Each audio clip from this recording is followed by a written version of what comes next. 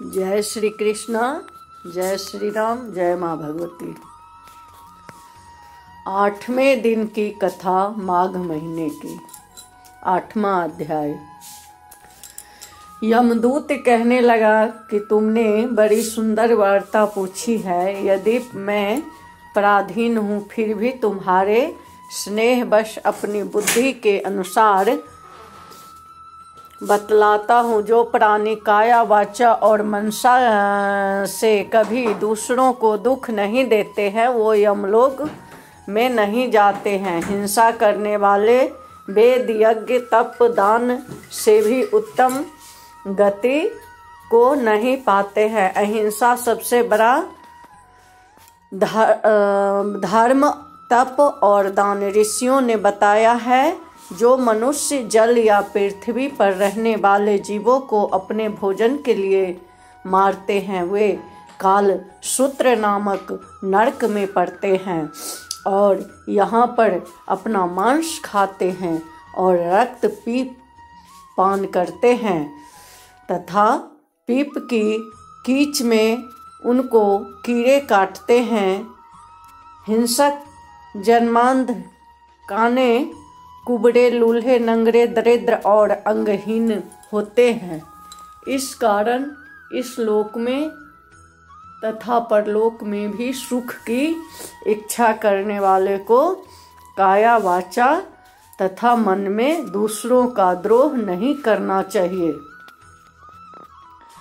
जो हिंसा नहीं करते हैं, उनको किसी प्रकार का भय नहीं होता। किसी तरह सीधी और टेढ़ी दोनों प्रकार की बहने वाली नदियाँ समुद्र में मिल जाती हैं, वो वैसे ही सब धर्म अहिंसा में प्रवेश कर जाते हैं। ब्रह्मचारी, गृहस्थ, वनवासी तथा यति सभी अपने अपने धर्म का पालन करने और जितेंद्रिय रहने से ब्रह्मलोक को प्राप्त करते हैं। जो जलाशय यदि बनाते हैं और सदैव 5 यज्ञ करते हैं, वे यमपुरी में नहीं जाते हैं। जो इंद्रियों के वशीभूत नहीं है, वेदवादी और नित्य ही अग्नि अर्थात हवन आदि का पूजन करते हैं, वे स्वर्ग को जाते हैं। युद्ध भूमि में जो शूरवीर मर जाते हैं, वे सूर्य लोक को प्राप्त होते हैं। जो अनाथ स्त्री शरण में आए हुए तथा ब्राह्मण की रक्षा के लिए प्रण देते हैं, वे कभी स्वर्ग से नहीं लौटते हैं। जो मनुष्य लूल्हे, लंगड़े, वृद्धा, अनाथ तथा गरीबों का पालन करते हैं, वह भी स्वर्ग में जाते हैं। जो मनुष्य गौ के लिए पानी का आश्रय करते हैं तथा कुआं, तालाब और बावड़ी बनवाते हैं, वे सदैव स्वर्ग में निवास करते हैं। जैसे जैसे जीव इनमें पानी पीते हैं, वैसे ही उनका धर्म बढ़ता है। जल से ही मनुष्य के प्राण, इसीलिए जो प्याऊ आदि लगाते हैं, वह अच्छे स्वर्ग को प्राप्त होते हैं। बड़े बड़े यज्ञ भी फल नहीं देते हैं। जो अधिक छाया वाला वृक्ष मार्ग में लगा देते हैं, जो यज्ञ करने वाला होता है, जो अच्छे फल और अच्छे छाया वाले मार्ग के वृक्षों को काटता है, नरकगामी होता है। तुलसी का पौधा लगाने वाला सब पापों से छूट जाता है। जिस घर में तुलसी वन है, वह सब तीर्थ के समान है और उस घर में कभी यमदूत नहीं जाते हैं। तुलसी की सुगंध से पितरों का चित्त आनंदित हो जाता है और वे विमान में बैठकर विष्णु लोक को जाते हैं।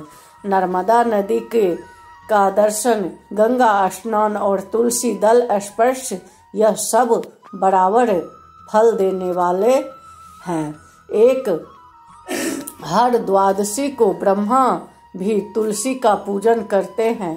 रत्न, सोना, फूल तथा मोती के माला के दान का इतना पुण्य नहीं जितना तुलसी की माला के दान का। जो फल आम के हजार और पीपल के वृक्षों को लगाने से होता है, वह तुलसी के एक पौधे लगाने से होता है।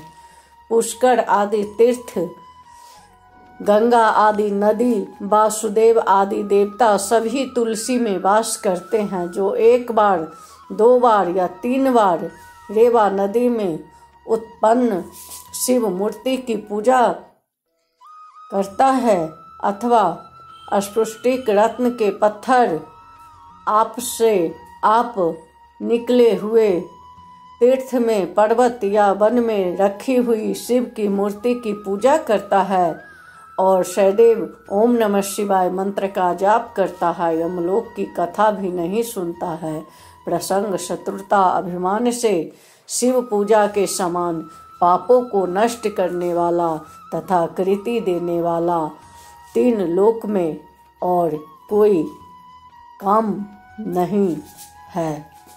तीनों लोक में कोई काम नहीं है। जो शिवालय स्थापित करते हैं वे शिव लोक को जाते हैं।